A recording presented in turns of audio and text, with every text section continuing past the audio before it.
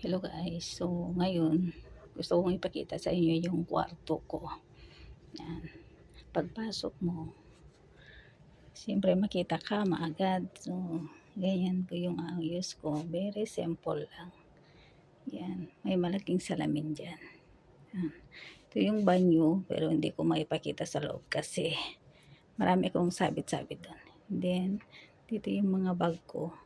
Dito ko sinasabit. Ganyan. Yan. So, yan. Dito ko nagsasabit ng mga bag. Yan. Kung saan-saan ko sinasabit yung mga bag ko. Yan. And then, dito naman is, ganyan guys. Yung mga stock ko doon na hindi ko ginagamit na sa taas. Then, nandito yung mga pangbahay ko. At syempre, may stock akong milk. Yan. Tapos, ganyan po guys. Yan.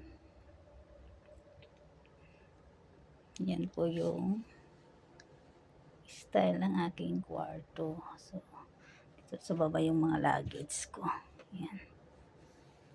And then, pag-ikot mo dito, kikita yung mga ano ng pagkusina.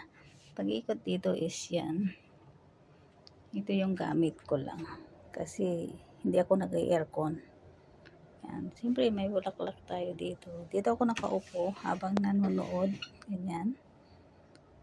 And then, yan yung bintana. Makikita mo din yung sa labas. Yun yung malunggay ko. So, ganito. Yung gamot, calendar. Ito yung teddy bear na regalo ni Cielo. Matagal na to guys. Ilang taon na. Nandito pa siya dati. Lumipat na ng Abu Dhabi. Bumalik ulit sa Dubai. O, diba? Andito pa rin. And then, ito yung lampshade ko. At saka yung sombrero ko, siyempre. Linagay ko na dyan. O, diba? Yung lampshade na yung nagsombrero. So, ganito lang. Kasimple ang aking kwarto. Ang simple. Diba? Ganito lang yung kwarto ko. Very simple.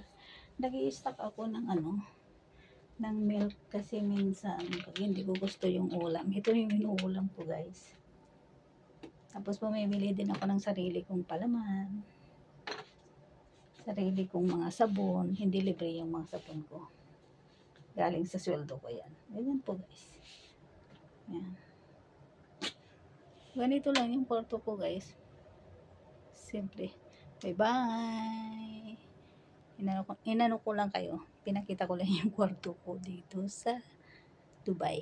Ganito yung kwarto ng mga katulong guys. Pero iba-iba style.